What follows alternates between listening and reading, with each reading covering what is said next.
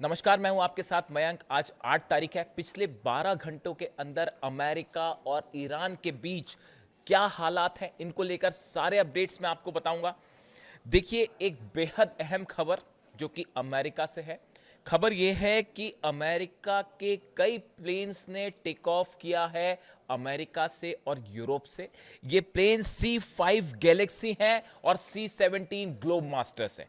ये वो जहाज हैं जो कि युद्ध के समय मिसाइल्स और हथियार ले जाने के लिए इस्तेमाल किए जाते हैं।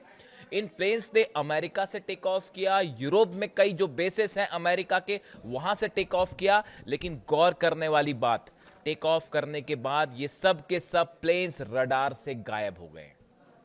ध्यान से समझिए इस बात को।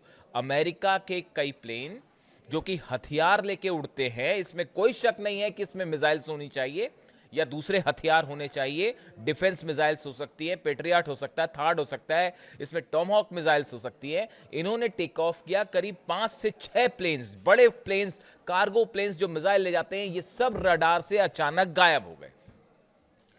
आखिर अमेरिका ने किस देश को ये हथियार पहुंचाए हैं, किस देश को ये मिसाइल्स पहुंचाई और इसका इस्तेमाल कहां होने जा रहा है? देखिए, तमाम चर्चाएं हैं। मैं अक्सर इस बात को कहता हूं कि जब भी इस तरह की खबर आती है कि अमेरिका की और ईरान के बीच में कोई बातचीत हो रही है, किसी तरह से अमेरिका की तरफ से दावा हो जाता है, डोनाल्ड ट्रंप की तरफ से दावा हो जाता है। लेकिन इस तरह की बातों पर एकदम से यकीन करने की बजाय वेट करना चाहिए कि इसका अंत क्या होगा। जब डोनाल्ड ट्रंप ये कहते हैं कि ईरान से अच्छी बातचीत चल रही है, वो भी मैं बताऊंगा। डोनाल्ड ट्रंप जब भी ऐसा कहते हैं ईरान से अच्छी बातचीत चल रही है, उसका मतलब ये होता है कि ईरान ने कहीं ना कहीं पीट दिया है, या तो हॉर्मुज में पीट दिया है, किसी जहाज को पीट दिया है, या फिर कोई प्लेन को हिट कर दिया है, या कहीं ऐसा लग रहा है कि बड़ा हमला ना कर दे। तो बचने के लिए डोनाल्ड ट्रंप इस तरह की बातें शुरू कर देते हैं। अब देखिए, जो खबर है उसके मुताबिक हम वापस खबर पे आए। ये प्लेन्स गायब हुए हैं रडार से। बताया जा रहा है कि बड़ी जंग की तैयारी जारी है। आपको ये लग सकता है कि अमेरिका ने अपना ऑपरेशन रोक दिया है। मार्को रूबियो का ये बयान आया है। इस पे ईरान की सेना को रत्ती भर विश्वास नहीं है, ईरान के लोगों को रत्ती भर विश्वास नहीं है। जंग की बड़ी तैयारी हो रही है, उसके हिसाब से हथियार डिप्लॉय किए जा रहे हैं। बात नंबर 1। बात नंबर 2, कल एक बड़ा अहम डेवलपमेंट हुआ है। रूस ने लटाविया के ऊपर हमला किया है। इस तरह की खबरें आई कि रूस के कुछ ड्रोन्स जो हैं वो लटाविया के ऊपर आते हैं और ऑयल जो ठिकाने हैं उसके पास जाके उसमें धमाके होते हैं और वो गिर जाते हैं। उसके बाद सोशल मीडिया पे एक खबरें फैली कि क्या रूस ने लटाविया को अटैक किया है, वो भी खासकर उसके ऑयल जो ठिकाने हैं उसके ऊपर हमला किया गया, और वो भी बिल्कुल इस अंदाज में जैसे कि ईरान के ड्रोन्स हमला करते हैं। ईरान के ड्रोन्स जैसे फुजैरा को जला रहे हैं, जला दिए उन्होंने ऑयल डिपोज हाल ही में 2 या पहले भी, बिल्कुल इसी अंदाज में रूस के प्लेन्स जो ड्रोन्स हैं उनसे अटैक हुआ लटाविया पे, और बताया गया कि ऑयल डिपोज पे हमले हुए हैं। उसके बाद ये सवाल उठने लगा। पहली बात तो जैसे ये हुआ उसके बाद लटाविया नाटो कंट्री है। कई नाटो देशों से प्लेन्स ने टेक ऑफ किया लटाविया की तरफ। ये कुछ समय का टाइम था जो कि बेहद तनावपूर्ण था, और ये कहा जा रहा था कि रूस और नेटो कंट्रीज आमने सामने हैं इस मुद्दे को लेकर। लेकिन बाद में हालांकि इसको लेकर और तमाम तरह के डेवलपमेंट हुए, और ये बात किसी तरह से क्लेम नहीं की गई कि ये रशिया का ड्रोन था या नहीं। इसको लेकर भी अभी एक सवाल बना हुआ है। लेकिन जिस अंदाज में ये हमला हुआ, ये बिल्कुल उस तरह था जैसे ईरान के शाहिद 136 ड्रोन से अटैक किया जाता है। और पहला मौका था बड़े समय बाद जब रशिया और नेटो सीधा आमने सामने थे। कई जगह तो ये भी चर्चा शुरू हो गई कि क्या ये नेटो को वार्निंग दी गई है पुतिन की तरफ से, जिस तरह से यूक्रेन के से हमले हो रहे हैं, ड्रोन स्ट्राइक्स हो रही हैं रशिया में, ऑयल डिपोज को निशाना बनाया जा रहा है, क्या उसी को लेकर यह वार्निंग दी गई नेटो देशों को? इस तरह की भी खबरें थी। इसके अलावा देखिए, 2-3 ऐसे डेवलपमेंट हुए हैं खासकर हॉर्मुज में, जो कि इस बात का संकेत दे रहे हैं कि किसी भी तरह की शांति की कोशिश, बातचीत की कोशिश, सीज फायर की जो बातें हैं वो पूरी तरह से बेबुनियादी है। और हकीकत ये है कि अंदर ही अंदर जबरदस्त जंग की तैयारी चल रही है दोनों तरफ से। देखिए, पहली खबर हम आपको बताएं, ईरान का तेल टैंकर, शायद आपने ये खबर पहले सुनी होगी, कई जगह छपी भी है, हसना नाम है जिसका। ये एक ऑयल टैंकर ईरान का, जो कि ओमान की खाड़ी से होता हुआ हॉर्मुज से आगे बढ़ता हुआ ईरान के बंदरगाह की तरफ बढ़ रहा था। अमेरिका की तरफ से, चूंकि अमेरिका ने ब्लॉकेड कर रखा है, अमेरिका की तरफ से इस जहाज को रोकने की कोशिश की गई, जहाज नहीं रुका। तो उसके बाद अब्राहम लिंकन एयरक्राफ्ट कैरियर से एक फाइटर जेट ने टेक ऑफ किया और उसके बाद इस जहाज के ऊपर अंधाधुंध फायरिंग की गई, जिससे इस जहाज के इंजन को नुकसान पहुंचा और यह जहाज अब समंदर में फंसा हुआ है। ईरान के जहाज पर सीधा सीधा हमला था अमेरिका के फाइटर जेट से, जो कि अब्राहम लिंकन से जिसने टेक ऑफ किया था। जैसी ये खबर हमला हुआ, तुरंत ईरान को ये बात पता चली। उसके बाद जो खबरें आई, उसके बाद का डेवलपमेंट देखिए। बताया ये जा रहा है कि अमेरिका का एक वॉरशिप, जो कि बेहद यूएसएस फ्रैंकी पीटरसन, बड़ा वॉरशिप है, डिस्ट्रॉयर है, इसमें मिसाइल्स हैं, टॉमाहॉक मिसाइल्स भी होती हैं इसमें। ये ईरान के सीमा के करीब था। ईरान की तरफ से वार्निंग दी गई, फौरन यहां से बाहर निकल जाइए वरना हम आपको उड़ा देंगे। और बताया ही जाता है कि ईरान ने जब वार्निंग दी तो पहले पीटरसन वहां से हटने को तैयार नहीं था, वो वहीं पर अड़ा रहा। उसके बाद एक बार फिर ईरान की तरफ से वार्निंग शॉट्स फायर किए गए, मिसाइल्स फायर की गई, जो कि इस जहाज के बेहद करीब गिरी। उसके बाद ये जहाज वहां से पीछे हुआ। इसके साथ कुछ और अमेरिकी जहाज थे, उन्होंने फिर डिस्टेंस मेंटेन किया और वो कुछ पीछे हुए। इस तरह की खबरें आ रही हैं। अब आप देखिए इन खबरों का नेचर देखिए आप, कि ईरान के जहाज पर हमला होना, उसके बाद ईरान के द्वारा जो है वो पीटरसन, यूएसएस पीटरसन पर मिसाइल शॉट फायर करना, उसको वार्निंग देना कि आप यहां से, इसका मीडिया एक सोशल मीडिया में एक वीडियो भी वायरल है कि कैसे ईरान की सेना ने वार्निंग दी कि आप दूर हो जाइए, अगर आप हमारे करीब आएंगे तो हम आप पे जो है वो मिसाइल अटैक कर देंगे।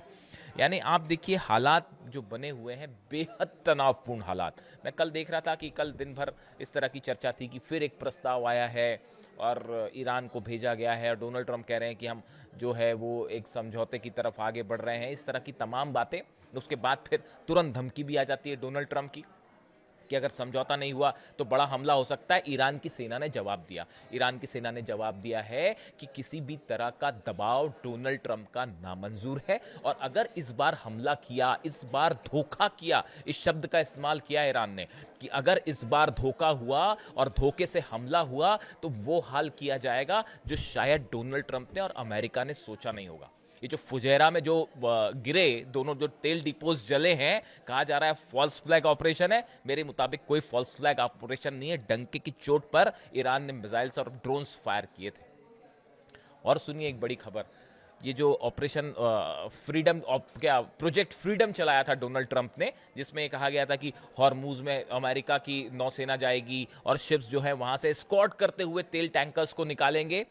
वो कोशिश की गई थी, लेकिन जिस प्रकार से उसके बाद फायर हुए, दुबई के ऊपर जो मिसाइल्स फायर हुई और ड्रोन्स फायर हुए, उसके बाद सऊदी अरब ने भी अमेरिका की मदद करने से मना कर दिया। ये एक बड़ी खबर है सोशल मीडिया में, चूंकि इसकी बड़ी चर्चा है इसलिए मैंने सोचा एक बार फिर शेयर किया जाए। आपने देखी होगी ये खबर कि जो मोहम्मद बिन सलमान है, हालात ये हो गए। देखिए, अगर किसी भी तरह का ऑपरेशन अमेरिका को हॉर्मुज में करना है तो सऊदी की मदद जरूरी है, उसके बिना ऑपरेशन नहीं हो सकता। उसको अपना एयर स्पेस देना ही होगा, सऊदी की एयरबेसेस का इस्तेमाल करना होगा, यह बात साफ है। उसके बिना हॉर्मुज में एक्शन नहीं हो सकता।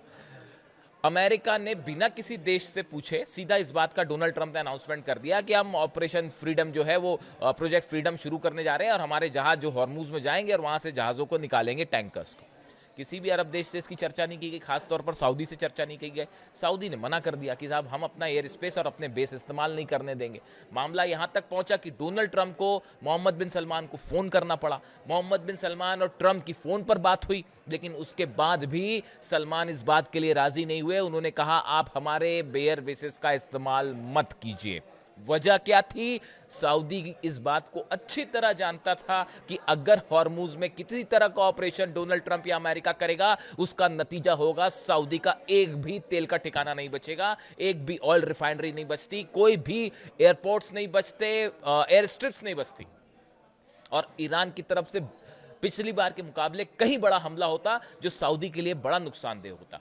सऊदी की इकोनॉमी और जो जो विजन लेके चल रहे हैं मोहम्मद बिन सलमान 2030 वाला कि आपको एक विकसित डेवलप करना है सऊदी को, वो प्रोजेक्ट को बड़ा नुकसान है इस जंग से।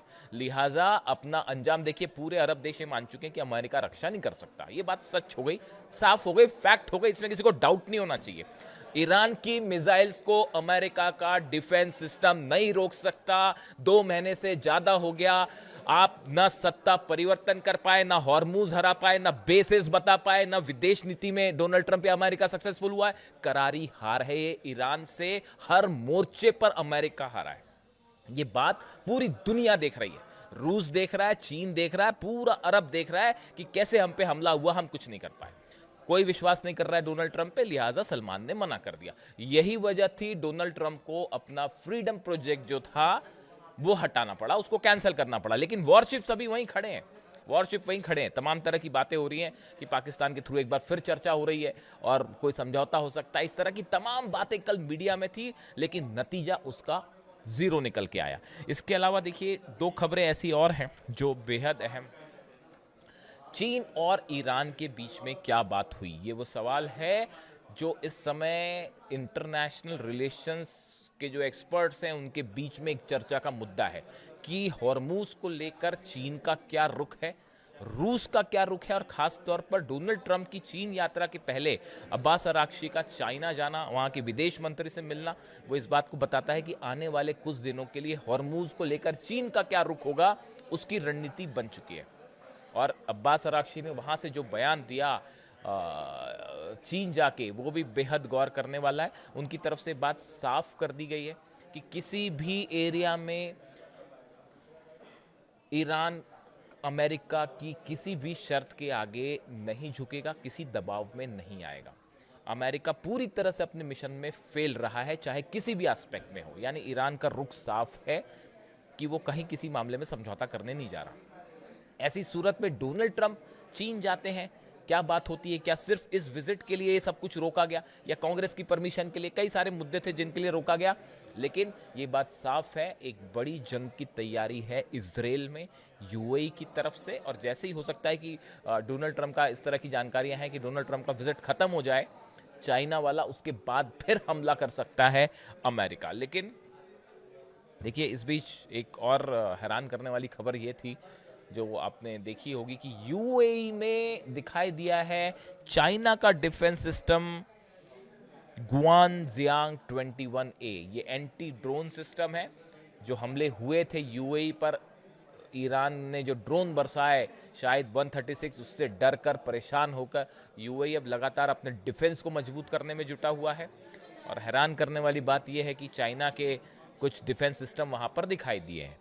देखिए इंटरनेशनल रिलेशंस में हमेशा यही होता है कि हर देश अपना फ़ायदा देखता है कि कैसे जो है वो फ़ायदा लिया जाए। हमेशा सबकी कोशिश यही होती है। हर इंसान जो है वो अली खामनेई साहब की तरह नहीं होता कि अपनी जो बात एक बात बोल दी उस पर वो हमेशा कायम रहे। ये ऐसी मिसाल जो है, इसीलिए मैं बार बार ये कहता हूँ कि इस जंग में जो सबसे बड़ा फैक्टर था वो ये था कि जिस समय अली खामनेई साहब का असैसिनेशन हुआ, उनकी शहादत हुई, उसी मौके पर अमेरिका हार गया था ये जंग और इजराइल ये जंग हार गए थे। अब बड़ा मुश्किल है को आप कुछ कर लीजिए, अब वो नतीजा नहीं पलटेगा। और देखिए अली खामनेई साहब का स्टैंड हमेशा से ये रहा कि जो बात उन्होंने एक बार तय कर ली वो तय कर ली, उससे वो कभी पलटते नहीं थे। जिस मदद करनी है तो करनी है, उसके लिए जो हो जाए। लेबनान की मदद का फैसला किया ईरान ने, उसके लिए वो जंग को भी तैयार हो गए। तो ऐसे इंसान जो हैं वो सुप्रीम लीडर थे। ऐसे लोग मिलते नहीं हैं अब, जब खास तौर पर जब बात तेल के व्यापार की हो, तेल की हो, रेयर अर्थ मटेरियल की हो, तो अक्सर देश जो है अपना अपना फ़ायदा देखते हैं। लेकिन ऐसे लोग कम होते हैं जो अपनी ईमान के सच्चे और ज़ुबान के पक्के। इसीलिए मैंने एक बार ये कहा था। अब देखिए हालात ये हैं, बड़ी जंग की तैयारी हो रही है जो किसी भी वक्त छिड़ सकती है। शायद डोनाल्ड ट्रंप का चीन की यात्रा का इंतज़ार है, कुछ डील्स वहाँ करने का इंतज़ार है, लेकिन ये बात तय मानी जा रही है जो हथियार आ रहे हैं तेज़ी से, ईरान को घेरा जा रहा है बड़े स्तर पर एक बार फिर। अब ये हमला क्या अमेरिका भी इसमें शामिल होगा या इजराइल की तरफ से किया जाएगा, ये बस देखने वाली बात है। और ये बात ईरान की सेना अच्छी तरह से समझती है। ईरान के बड़े लीडर्स पर एक बार फिर असासिनेशन अटेम्प्ट की कोशिश हो सकती है, खास तौर पर ईरान की सेना के प्रमुख अहमद वाहिदी साहब। मैं पहली बार ये बात कह रहा हूं, एक बार फिर इस तरह की खबरें आई हैं कि ईरान के कुछ टॉप लीडर्स को असासिनेट किया जा सकता है, और उसमें सबसे पहले लिस्ट में जो नाम है अहमद वाहिदी साहब का है, क्योंकि अमेरिका इस बात को समझता है कि जब तक ईरान की सेना, लेकिन उससे क्या फर्क पड़ेगा, आप एक लीडर को अगर आप शहीद होगा, दूसरा लीडर आ जाएगा उसकी जगह। यही तो पिछले 2 महीने का जो है इतिहास यही कह रहा है। ऐसे हालात में जबरदस्त तनाव है, खासकर हरमुज पे। जो भी नई खबर आएगी, नया डेवलपमेंट होगा, आप तक पहुंचाऊंगा। Thank you so much.